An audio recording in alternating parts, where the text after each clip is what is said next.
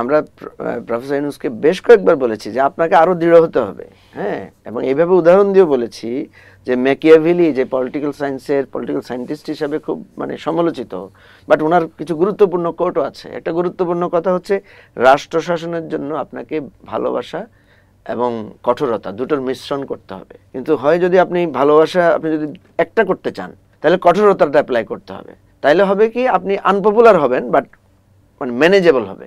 But আপনি যদি মনে করেন যে শুধু ভালোবাসা দিয়ে করবেন তাহলে এটা কোনো ম্যানেজেবল হবে না। প্রফেসর ইউনূসের এই জায়গায় একটা বিরাট মানে ঘাটতি আছে, উনি দৃঢ়ভাবে বিষয়গুলোকে দেখছেন না। এক, দুই নম্বর হচ্ছে আমরা কিন্তু মানে আমাদের পার্সোনাল পয়েন্ট অফ ভিউ থেকে আমরা কিন্তু কনফার্ম হয়ে গেছি যে এই পুলিশ নির্বাচন চালাতে পারবে না।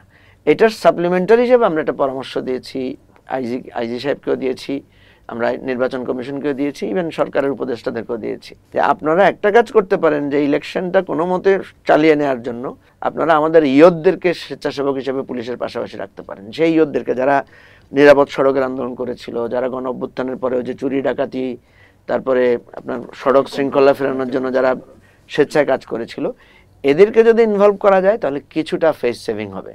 আদার দেন কোথাও জামাত বাক্স নিয়ে যাবে, কোথাও বিএনপি বাক্স নিয়ে যাবে, এনসিপিও দু চার জায়গায় বাক্স নেওয়ার চেষ্টা করতে পারে। কারণ